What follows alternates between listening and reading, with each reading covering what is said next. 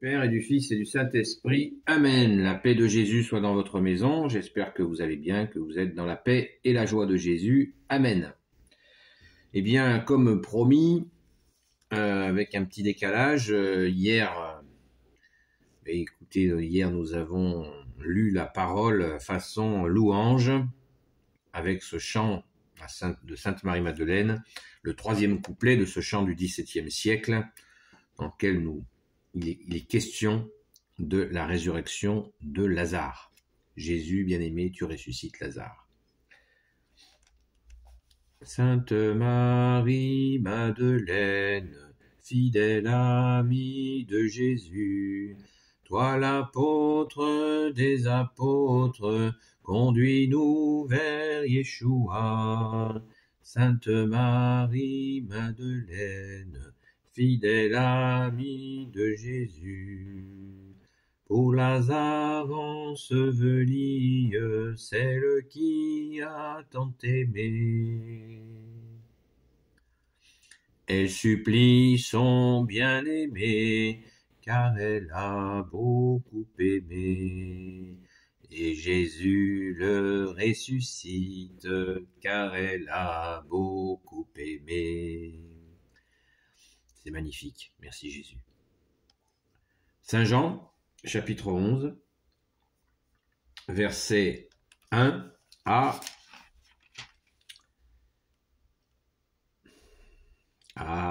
44.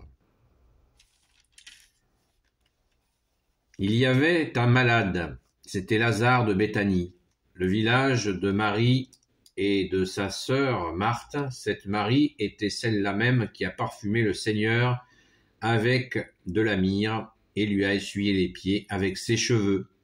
Son frère Lazare était malade. Les sœurs envoyèrent donc à Jésus ce message: « Seigneur, celui que tu aimes est malade. » Lorsque Jésus l'apprit, il déclara: « Cette maladie n'ira pas à la mort. Elle est pour la gloire de Dieu, et par elle, le Fils de Dieu sera glorifié. » Jésus aimait Marthe et sa sœur et Lazare, et pourtant, quand il sut que Lazare était malade, il resta encore 2 jours au même endroit, après quoi il dit aux disciples: « Retournons en Judée. » Les disciples lui dirent: « Rabbi, récemment les Juifs voulaient te tuer à coups de pierre et tu retournes là-bas ?» Jésus leur répondit: « Ne faut-il pas 12 heures pour faire une journée? Tant qu'on marche 2 jours, on ne trébuche pas, parce qu'on voit la lumière de ce monde. Mais si on marche de nuit, c'est qu'on n'a pas en soi la lumière, et alors on trébuche. » Telle fut la réponse de Jésus. Puis il leur dit: « Notre ami Lazare s'est endormi, mais j'y vais pour le réveiller. » Les disciples lui dirent: « Seigneur, s'il s'est endormi, il va guérir. » Jésus voulait dire que Lazare était mort, et eux l'avaient compris du sommeil ordinaire. Alors Jésus leur dit clairement: « Lazare est mort, mais je suis heureux pour vous de ne pas avoir été là, car cela vous fera croire. Allons chez lui. » À ce moment, Thomas, qu'on appelait le jumeau, dit aux disciples: « Allons-y, nous aussi, nous allons mourir avec lui. » Lorsque Jésus arriva, Lazare était déjà dans la tombe depuis 4 jours. Comme Béthanie est tout près de Jérusalem, à un peu plus de 12 kilomètres, beaucoup de Juifs étaient venus chez Marthe et Marie pour les consoler de la mort de leur frère. Quand Marthe apprit que Jésus arrivait, elle alla au-devant de lui pendant que Marie restait assise à la maison. Alors Marthe dit à Jésus: « Seigneur, si tu avais été ici, mon frère ne serait pas mort. Pourtant je sais que tu peux tout demander à Dieu, et Dieu te l'accordera. » Jésus lui dit: « Ton frère va se relever. » Marthe lui dit: « Je sais qu'il se relèvera au dernier jour, celui de la résurrection. » Jésus lui dit: « C'est moi qui suis la résurrection et la vie. Celui qui croit en moi, même s'il vient à mourir, vivra. Le vivant, celui qui croit en moi, ne mourra pas pour toujours. Crois-tu cela ?» Elle répondit: « Oui, Seigneur, je crois que tu es le Christ, le Fils de Dieu, celui qui vient dans le monde. » Ayant dit cela, elle alla appeler sa sœur Marie et lui dit à voix basse: « Le Maître est là, et il t'appelle. » Quand elle l'apprit, Elle se leva aussitôt et vint à la rencontre de Jésus. Jésus n'était pas encore entré dans le village, il était là où Marthe l'avait rencontré. En voyant Marie se lever précipitamment et sortir, les Juifs qui étaient avec elle à la maison pour la consoler, la suivirent car ils pensaient qu'elle allait pleurer à la tombe. Mais lorsque Marie arriva là, où était Jésus, dès qu'elle le vit, elle tomba à ses pieds. Elle lui dit, « Seigneur, si tu avais été ici, mon frère ne serait pas mort. » Quand Jésus la vit, qui se lamentait, et tous les Juifs qui reprenaient la lamentation, son esprit en fut secoué, et il se troubla. Il dit, « Où l'avez-vous mis ?» Ils répondirent, « Seigneur, viens voir. » Et Jésus pleura. Les Juifs firent cette réflexion. Voyez comment il l'aimait. Voyez comme il l'aimait. Pourtant, certains d'entre eux dirent, « S'il a ouvert les yeux de l'aveugle, ne pouvait-il pas faire que celui-ci ne meure pas ?» De nouveau, Jésus frémit et il alla vers la tombe. C'était une caverne avec une pierre posée sur l'entrée. Jésus dit, « Soulevez la pierre. » Marthe, la sœur du mort, lui dit, « Seigneur, il en est à son 4e jour et il sent déjà. » Jésus lui dit, « Ne t'ai-je pas dit que si tu crois, tu verras la gloire de Dieu ?» On soulève donc la pierre. Jésus lève les yeux au ciel et dit, « Père, je te rends grâce car tu m'as écouté. Je savais bien que toujours tu m'écoutes, mais je le dis en pensant à ces gens qui m'entourent, car ils pourront croire que tu m'as envoyé. » Puis Jésus appelle d'une voix forte, « Lazare, dors, viens ici. » Et voilà que sort celui qui était mort, ses mains et ses pieds sont liés avec les bandes et son visage est encore enveloppé du couvre-tête. Alors Jésus leur dit, « Déliez-le et qu'il puisse marcher. » Alléluia. Merci Jésus pour ta parole. Et encore un des plus beaux passages de l'Évangile. Il y a énormément de passages le plus beau de l'Évangile. Mais cette résurrection de Lazare, ne l'oublions pas, elle est proche de la crucifixion. Merci Jésus de t'être offert pour nous et merci Jésus d'être ressuscité et d'être resté avec nous. Oui, elle est proche. Encore une œuvre qui montre bien que Jésus, tu as préparé tout le monde, en particulier tes apôtres, pour qu'ils aient une foi en béton armé. Et voilà, et parce que vous voyez, les apôtres discutaillent, ils ne savent pas trop ce qu'ils disent, pourtant Jésus leur explique. Pourquoi Jésus a attendu ?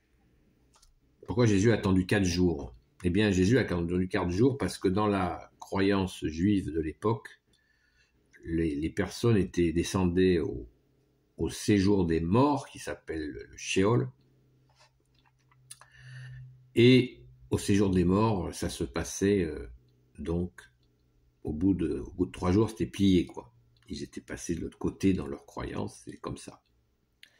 Donc Jésus a bien attendu le 4e jour, parce que là, au-delà des 3 jours, ce n'est même pas la peine d'imaginer revenir. Et là, Jésus a attendu 4 jours exprès pour leur dire qu'il est Dieu, et que même après 4 jours, s'il veut le ressusciter, avec son Père, bien sûr, l'Esprit Saint, eh bien il le fait. La preuve, il l'a fait. Voilà, c'est pour vraiment, vous voyez, il a travaillé le fond de l'affaire. C'est pour ça qu'il est important de connaître un petit peu l'Ancien Testament, un petit peu beaucoup si on peut, mais de ne pas hésiter à y faire référence, et quand nous sommes invités à le lire, de le faire parce qu'il y a énormément d'explications. Maintenant, cette attente, on le voit, sainte Marthe déclare que tout ce que Jésus demandera à Dieu, il lui accordera. Jésus fait un avec son Père.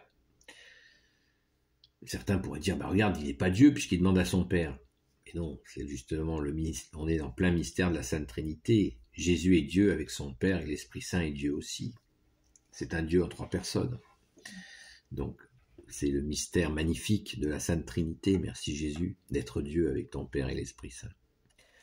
Donc, Sainte Marthe, la sœur aînée de Sainte Marie-Madeleine, notre chère Sainte Patronne, très important, elle fait cette déclaration où elle dit, elle reconnaît que Jésus est le Christ, le oint du Père. C'est très très important parce que ces moments où Jésus est reconnu pour ce qu'il est réellement sont assez rares. Et là, c'est Sainte Marthe qui le fait. Et c'est à souligner. La présence de Sainte Marie-Madeleine est intéressante parce qu'elle nous donne quelques indications sur son comportement. Elle était donc dans sa maison et elle n'est pas venue immédiatement, elle n'était pas au courant que Jésus arrivait. Et quand elle était au courant, Sainte Marie-Madeleine, comme à son habitude, eh bien, elle se jette aux pieds de Jésus. Vous voyez, toujours cette dévotion, c'est magnifique. Sainte Marie-Madeleine a servi de modèle à de nombreux saints, je vous le rappelais il y a pas longtemps, et de saintes. Sainte Thérèse d'Avila, docteur de l'Église, en a témoigné, mais bien d'autres, y compris des hommes. Mais elle lui redit, voilà, pourquoi t'es pas venu plus tôt? Parce qu'ils n'ont pas compris pourquoi Jésus l'a fait. Nous, on le comprend, c'est facile avec le recul, mais elle ne l'avait pas compris. C'est très important. Et Sainte Marie-Madeleine lui redit la même chose, mais tu aurais pu le guérir. Eh bien non, c'était le plan divin de Dieu le Père, Dieu le Fils Jésus, Dieu le Saint-Esprit, était qu'il voit ce qu'est une résurrection avant de connaître la résurrection de Jésus. C'est magnifique. Quelle école! Comme pédagogue au Jésus, il n'y a pas au-dessus de toi. C'est magnifique. C'est magnifique cette pédagogie par l'exemple. Vous vous rendez compte, les gens qui étaient là, attroupés, qui étaient dans ce deuil, vous savez, dans les deuils orientaux, il y a du monde, il y a vraiment du monde. Et puis, en élément de contexte, il faut savoir que la famille de Sainte Marie-Madeleine, Sainte Marthe, Saint Lazare, qui étaient leurs frères, eh bien, c'était une des familles les plus riches. Donc, vous imaginez qu'il devait y avoir beaucoup, beaucoup de monde. Et Jésus, bien sûr, est là pour leur montrer cette résurrection. Sachant que Lazare ressuscité, Saint Lazare ressuscité, qui est un saint, qui a été le premier évêque de Marseille, puisqu'il est venu avec l'équipe de la Nouvelle Judée en l'an 42 chez nous, en Gaule, qui est devenue la France. Et Lazare était vraiment... Il a été persécuté après être ressuscité, puisqu'il voulait le tuer. Il voulait le tuer parce que c'était un exemple de résurrection absolument extraordinaire. Et Saint Lazare a fait son chemin. Alléluia. Donc nous pouvons prier Saint Lazare comme nous prions Sainte Marie-Madeleine, Sainte Marthe, sans souci, enfin avec bonheur. Ces reliques sont à Marseille, dans la cathédrale de la Major, au bord de la mer, au bord du port. Je vous invite à faire le déplacement. Si vous passez par Marseille, c'est très bien d'aller voir la Bonne Mère, notre Sainte Mère Marie, bien sûr, en premier, et d'aller voir les reliques de Saint Lazare à la Major. Donc, n'hésitez pas. Donc, très important, la parole de Jésus à la fin, quand Lazare, déjà, quand Jésus le commande, il commande à la vie de reprendre ses droits, il commande à Lazare de reprendre vie. Il est Dieu. Il n'y a que Dieu pour redonner la vie. Et Jésus, tu donnes la vie. C'est bien ce qu'il dit à Sainte Marthe. On l'a bien entendu, on l'a bien tous entendu. Et à la fin, quand Lazare sort, il est donc encore habillé de... il avait été préparé avec, vous savez, ces bandelettes, ce couvre-tête. Ça s'appelle un suaire. Et pour celui de Jésus, le fameux Saint-Suaire, qui est véridique. Jésus leur dit, déliez-le et qu'il puisse marcher. Après avoir été mort pendant 4 jours, il a besoin de se remettre un petit peu en jambes. Mais très important, ce qui est très important, c'est que certains peuvent s'imaginer que cette parabole est symbolique, c'est-à-dire qu'il n'a pas été ressuscité. Voilà. Ça, c'est un exemple de mensonge où on va tordre la parole pour essayer de faire croire que c'est symbolique, c'est pas réel. Mais si, c'est bien réel, parce que ça a été vu par des dizaines et des dizaines, peut-être des centaines de témoins, et l'Église naissante a récupéré des témoignages de gens même qui n'étaient pas dans la foi, qui témoignent des miracles concrets, voilà, réels, concrets, pas symboliques, pas métaphoriques, vraiment des vrais miracles, où les gens sont vraiment ressuscités, guéris, les aveugles voient, les sourds entendent, les muets parlent, etc., etc. C'est bien réel, puisque des témoins non chrétiens l'ont fait. Ils ont écrit cela. Donc, nous savons que c'est vrai, vraiment vrai. Merci Jésus. Donc, quand Jésus dit déliez-le et qu'il puisse marcher, eh bien, tout simplement que le suaire était tressé autour de la personne, bien sûr, et qu'il fallait lui donner un coup de main. Et on pourrait retenir comme apothéose le cri de Jésus, l'ordre de Jésus. Lazare, dehors, viens ici. Viens ici rejoindre les vivants. C'est magnifique. Alors, c'est Jésus, c'est toi Jésus qui donne la vie. Donc, pensons à ressusciter avec Lazare. Nous pouvons ressusciter avec Jésus aussi. Toi seul, Jésus nous donne la vie. Ne l'oublions pas.